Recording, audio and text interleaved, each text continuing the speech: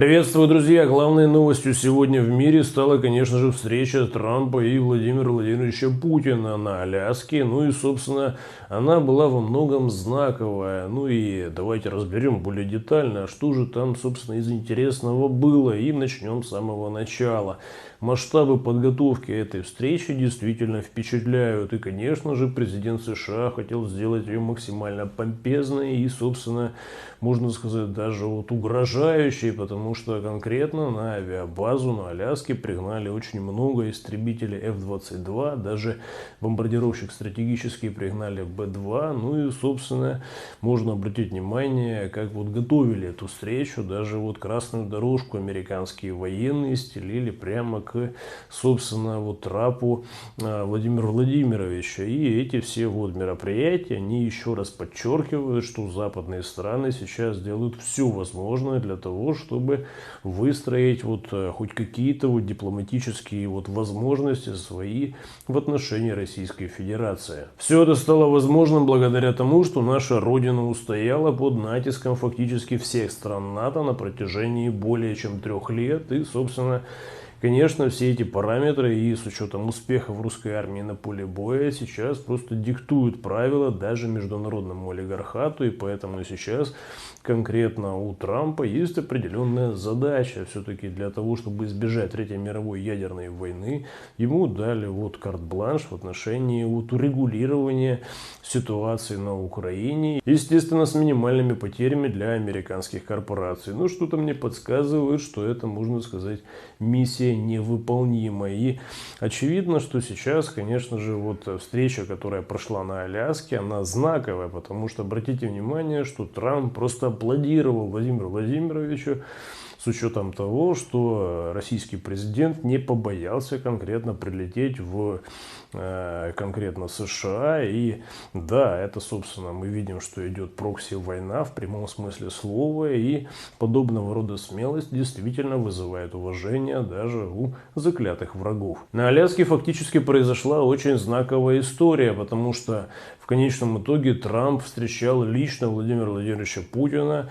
у трапа самолета. А это, можно сказать, нонсенс с учетом дипломатического этикета. И, конечно же, это просто вот высшая степень, так сказать, уважения, конкретно оказанная президенту Российской Федерации. Ну и, конечно, по этому поводу просто уже разразилась феерия в западных средствах массовой информации. Ну и стоит отметить, что американский лидер пытался максимально произвести впечатление на Владимира Владимировича, и поэтому как раз во время их рукопожатия как раз сразу над их головами пролетали и вот истребители 5-го поколения F-35 в количестве 4 штуки и бомбардировщик Б-2, вот, который по технологии стелс, там все такое, он хоть и старенький, но тем не менее стратегический вот бомбардировщик. И поэтому, конечно, сейчас вот можно заметить, что американцы делали все возможное для того, чтобы показать президенту России свою мощь. Из интересного ФСО России на Аляску также пригнала и спецтранспорт, конкретно аурусы бронированные. И, собственно, можно заметить, что Владимир Владимирович все-таки вот решил показать американскому президенту о том, что у него в плане безопасности все настолько вот схвачено, что он даже не боится конкретно сесть к Трампу в его автомобиль и на этом автомобиле проследовать до пункта проведения переговоров. Это, конечно же, также вызвало истерику в западных средствах массовой информации, потому что очевидно, что уровень доверия между Трампом и Путиным достаточно высок. Западная пресса на этом фоне начала просто вопить, возмущаясь тем, что все-таки такие почести президенту Российской Федерации не оказывали фактически нигде. Ну а Трамп таким образом просто вот обнуляет все вот потуги натовской пропаганды, которые много-много лет складывали такой вот ореол якобы какой-то дипломатической блокады международной и так далее. Ну и в конечном итоге сам Трамп фактически сейчас это вот в особо грубой форме просто взял, да и развеял все эти натовские бредни, потому что очевидно, с учетом ситуации на поле боя и возможностей нашей Родины, то даже Соединенные Штаты Америки уже поняли, что они вынуждены с Российской Федерацией считаться и слушать и прислушиваться конкретно к вот требованиям Российской Федерации, ну и во многом даже выполнять. На этом фоне вице-президент США даже признался в том, что он молится, чтобы поскорее все-таки пришло мирное урегулирование, потому что, очевидно, если конфронтация между Россией и США продолжится, то ничем, кроме ядерной войны, это все не закончится, особенно с учетом того, что постоянно растет градус конфликта. И это, конечно же, понимают прекрасно в Белом доме американские чиновники. Данные переговоры на Аляске были очень непростыми, и с учетом того, что встреча Трампа и Путина уже произошла, это означает, что между Россией и США уже есть определенные договоренности. Их нужно было просто закрепить и, знаете, подшлифовать детали. И это на данной встрече было сделано в любом случае. Ну и, конечно же, полный, собственно, вот список договоренностей его не озвучили, потому что, конечно, сейчас мяч условно на стороне Трампа, и именно сейчас президенту США нужно сделать ряд действий по, собственно, принуждению к определенной новой реальности глав стран Евросоюза, Британии, ну и самого недофюрера, потому что, очевидно, если бы на этом вот мероприятии Трамп и Путин озвучили условно карт-бланш, пошаговую инструкцию, условно, что делать, или дорожную карту, то в конечном итоге, безусловно, без предварительного согласования все это бы, естественно, Урсула фон дер Ляйен, вот британский монарх, ну и, собственно, сам недофюрер начали бы тихонько саботировать, ну и таким образом все это дело бы накрылось медным тазом на старте. Поэтому на мероприятии на Аляске было озвучено конкретно то, что переговоры прошли успешно. Да, конечно, многие ждали, что сейчас выйдут, да и все расскажут, но, очевидно, в этих переговорах очень много тонкостей, нюансов, ну и, собственно, конечно, решили все-таки сделать таким образом, чтобы не подставлять Трампа, ну и чтобы Трамп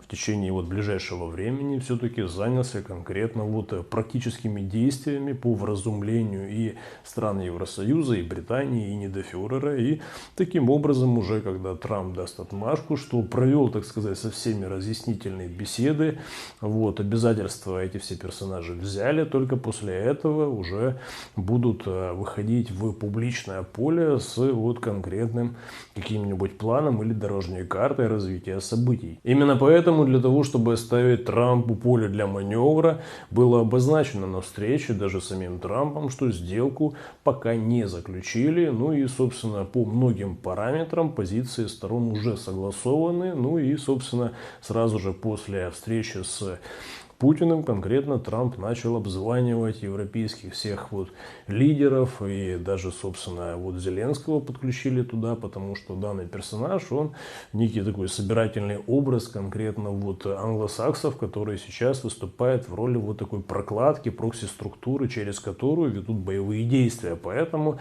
логично предположить, что следующая встреча, она обусловлена будет тем, что Трамп возьмет на себя обязательства по выполнению ряда позиций, которые требует Российская Федерация. Ну и, собственно, возьмет гауляйтера Зеленского за ухо и притащит его навстречу, чтобы он публично рассказал, что да, все согласовано, и он будет все это дело, которое договорено уже, исполнять. Ну и вишенкой на торте стало заявление Трампа в отношении того, что никаких санкций против России, никаких пошлин против России не будет.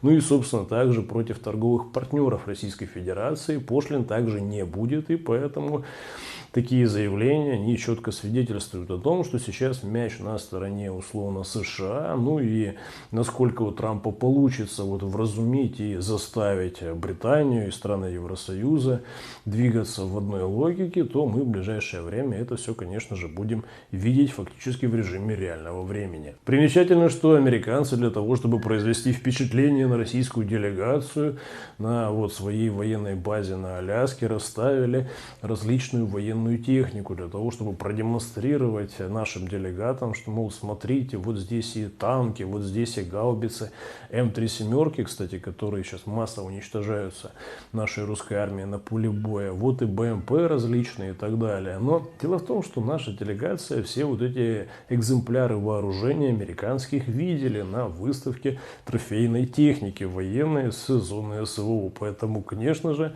на это все наша делегация смотрела, ну, мягко говоря, с иронией. В общем, у российской делегации была возможность увидеть американскую технику до ее уничтожения. Ну и также из интересного можно добавить, что Владимир Владимирович на Аляске возложил цветы на могилы павших вот советских летчиков во времена Великой Отечественной войны, которые там похоронены. Ну и из интересного, если вот провести параллели, то, конечно же, вот кладбища, на которых похоронены советские летчики, они, можно заметить, очень, знаете, хорошо вот за ними смотрят, ухаживают. И, кстати, вот Ким Чен Ын также вот на этом фоне возложил цветы к памятнику погибшим советским воинам в деле освобождения Кореи. Ну и таким образом также можно обратить внимание, что в Северной Корее памятники советским воинам просто очень серьезно также ухожены, и, естественно, руководство страны о них явно не забывает. При этом бои на линии фронта не прекращаются ни на минуту, и можно заметить, что продвижение русской армии есть даже во время переговоров Трампа и Путина. И, конечно же, вот сейчас ВКС РФ очень жесткие удары наносит по позициям натовских наемников, и здесь и авиабомбы с модулем коррекции планирования, и, естественно, также регулярно ВКС РФ бьет «Искандерами», в том числе с кассетной боевой частью, по различным полигонам натовской ЧВК ВСУ. И на кадрах можно заметить, как это происходит. Также на этом фоне вот американские различные эксперты признают, что сейчас вот противоракеты системы ПВО американской Patriot, они становятся все более и более неэффективными в отношении вот уничтожения российских ракет баллистических, потому что сейчас модернизируются настолько «Искандеры», что перехватить их ракетами Patriot уже, ну, мягко говоря, проблематично. Если для перехвата одной российской ракеты нужно было 2 противоракеты Patriot, то сейчас, с учетом модернизации российских ракет, то таких ракет уже нужно 3, а то и 4. И то не факт, что российскую ракету эти все американские средства ПВО смогут перехватить. Но если мы перенесемся в Сербию, то сейчас там происходит попытка очередного госпереворота цветного, и там идут массовые беспорядки, столкновения с полицией, и это происходит в разных городах, что говорит о том, что блок НАТО очень серьезно к этому всему подготовился, и сейчас в таком вот гибридном формате атакуют сербскую государственность в прямом смысле слова, потому что, конечно же, Евросоюзу очень важно Сербию именно вот максимально интегрировать в себя и поглотить. И этот процесс, конечно же, вовсю сейчас идет, и Урсула фон дер Ляйен делает все возможное для того, чтобы лишить Сербию остатков суверенитета. Его и так там немного особо было, с учетом того, что данная страна находится фактически в окружении стран НАТО. Но, тем не менее, сейчас там, проявляя чудеса эквилибристики, руководство пыталось каким-то образом там балансировать, но, очевидно, все эти балансы утомили вот генералов натовских, и сейчас уже там включили очередной сценарий цветной революции. Ну и напоследок можно добавить, что США очень активно сейчас развивают на Тайване различные вот беспилотники, в том числе беспилотники камикадзе, и активно проводят учения. И поэтому сейчас новейшие натовские беспилотники, конечно же, мы будем видеть на Тайване в больших количествах, и там, конечно же, даже будут формировать некие такие вот предприятия крупноузловой сборки для того, чтобы против Китая было максимально вот возможности вот противостоять китайской армии. Ну и, конечно же, эта вся история, она вот подталкивать будет ситуацию к вот максимально быстрому разрешению, потому что Китай в этом отношении на самом-то деле достаточно последовательный, и в любом случае Тайвань — это часть Китая. И в этом отношении, конечно, китайская армия, думаю, подкрепит эти все утверждения, которые записаны как в Конституции, так и в международном праве. На этом, друзья, у меня все. Выводы, конечно, делайте сами, а также не забывайте подписываться ко мне на телеграм-канал. Там всегда больше интересного, нежели в видеоформате. Ссылка на него по традиции в описании под этим видео. До скорого!